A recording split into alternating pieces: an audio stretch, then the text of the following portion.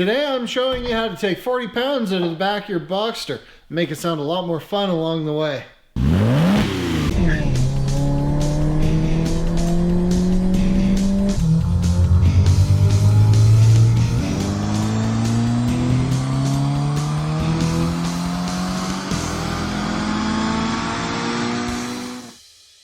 Alright, so for the exhaust, we've got two of these 2-inch straight through Evil Energy resonators. They're basically just a glass pack. Just because I don't want the thing too loud. We'll see how it is for volume. I may have to add a muffler, might not. We've also got a bunch of stainless, which is from Mandelbens Canada, or Lyle's Stainless Exhaust, same company. It's over in Ontario. I believe they bend this stuff in-house, but so far I used it on the Jeep, it's been pretty good. They do sell 409 as well as 304. They also have aluminum bends and aluminized steel and stuff like that, but it's all Mandelben, all nice and pretty. Perfect for SEMA shows. Not that we'll ever make it to one. By my math, 2 inches is plenty for this car, until you start making some more power elsewhere. It's bigger than stock. This should free up a little power at least. You are removing resistance from the exhaust. It means more airflow, it means more power. Even if it's only in a non-measurable amount, even if it's just a little bit. So that's the plan. I'm gonna mock this up on the bench and I'll be right back with you.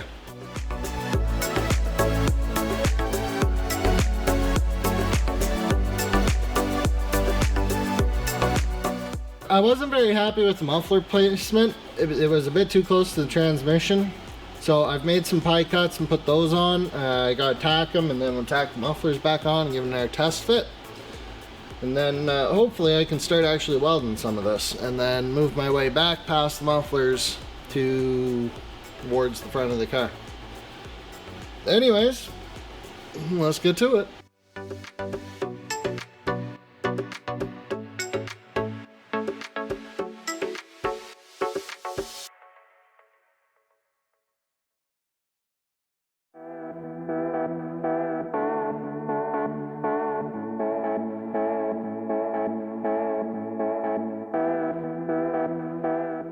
Alright guys, so we've got our adapters tacked up. They are not finish welded. These go to the cats on which are built into the engine headers.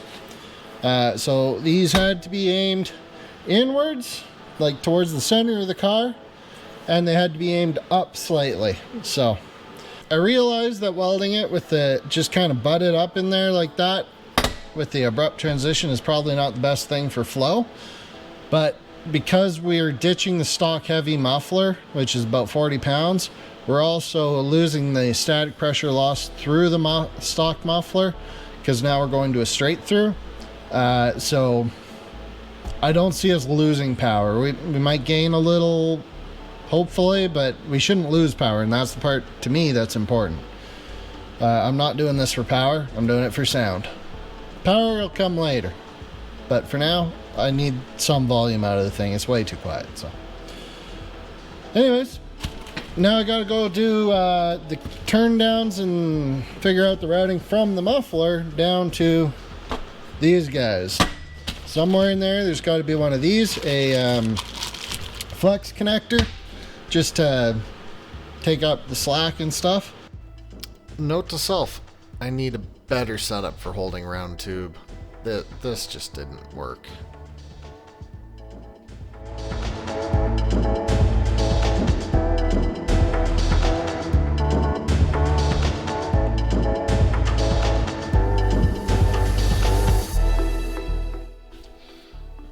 Alright guys, so I'm going to put some V-bends on the mufflers here.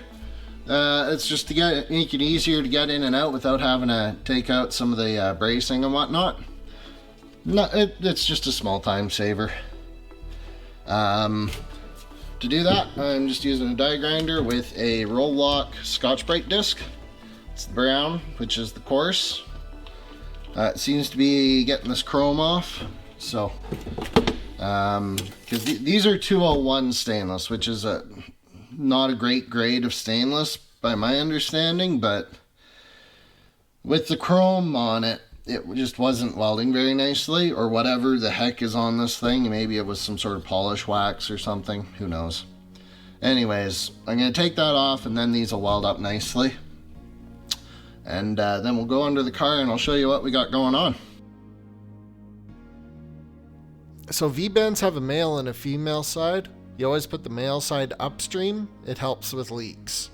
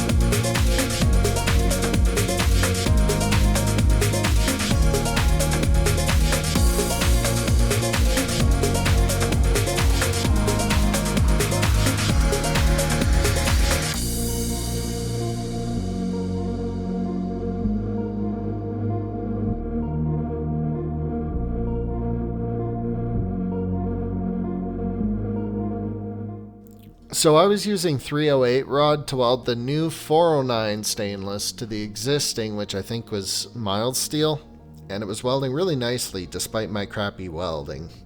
So if someone knows metallurgy, drop a comment, because I'm not sure why it was welding as nicely as it did, and I'd love to know.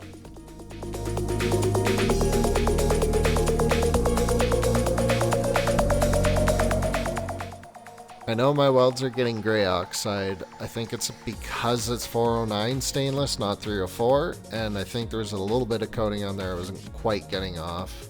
But my heat affected zones weren't too big, so I think it'll be fine.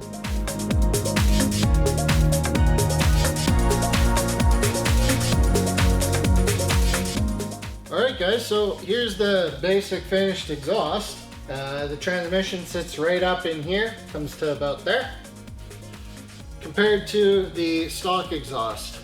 So the biggest advantage is this one, and I've already weighed it, is 41 pounds lighter than the stock exhaust, which is quite a bit.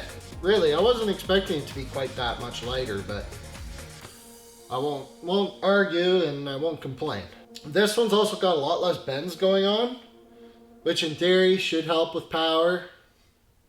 Whether it actually makes any difference is debatable. I've kept the factory cats on the headers, so we're being friendly to Captain Planet. But basically, yeah, this should sound a lot, well, it should be louder. I don't know if it'll sound better, but it'll be louder.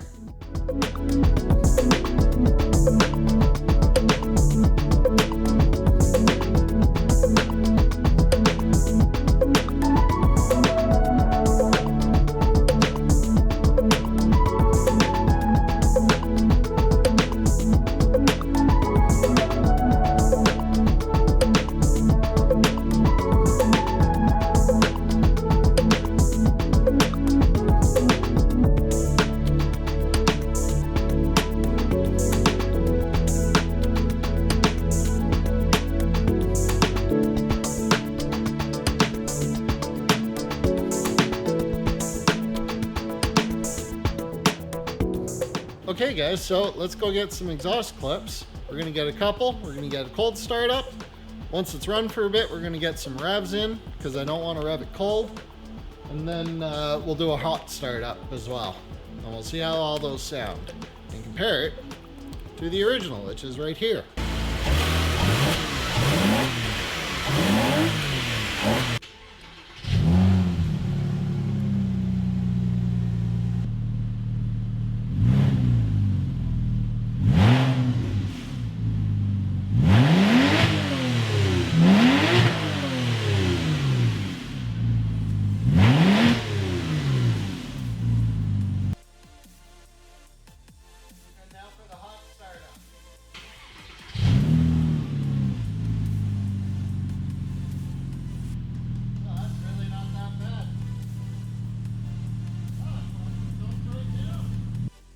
Alright guys, let's do a quick breakdown of what this exhaust cost me to build. Couple things first. Prices are going to be in Canadian dollars. So if you're from the US, it's going to cost you about 3/4 of what it cost to me. Also, I ordered a lot of stuff that I didn't wind up using. That's on me, and I'm going to put a list of what I did use in the video description so that you don't have to go through that. So all that stuff I didn't use, I'm not including that. Also, a lot of this stuff I ordered from Lyle's Exhaust over in Ontario. They're awesome. They always get their orders out like next day or the day after at most. And I'm just about as far away in Canada as you can get from that part of Ontario. And it's usually here within a week, which is awesome. So that aside, let's get on to the prices. So from Amazon, from Evil Energy, we have 2 mufflers. That was 230 bucks. 2 2-inch V-bands, 60 bucks. And now from Lyle's, we had 2 2-inch diameter, 4-inch long flex joints. Total for that was $31.50. We had about a foot of 2-inch straight pipe. That was $8. We had 2 2-inch 90 mandrel bends. Those were 46 bucks. We had 2 2-inch 60-degree mandrel bends. I think they were 60. Those were another 46 bucks. And we had 1 2-inch pie cut kit. I haven't used it yet, but I'm going to use it to put the exhaust tips on. Then I used about 20-30 bucks of welding gas and about another $15 in consumables, TIG electrodes, filler rods, stuff like that. So far that brings my total to $484. It's pretty good compared to even the eBay exhausts for these are like 650 bucks Canadian, if I remember correctly. The cheapest I could find was about the same price as this, and guaranteed it wouldn't last as well. So we had a hanger kit, so another 20 bucks for that. So all in, a little over 500 bucks to build a one-off exhaust. It's pretty good, I think. So I will leave you with that. And thank you guys for watching. I hope you enjoyed this. I hope you like the way it sounds. I sure do. So I won't be changing it if you don't like it. But seriously guys, thanks for watching. And if you want to do this, I highly recommend it. It's a good fun project and it's not that hard.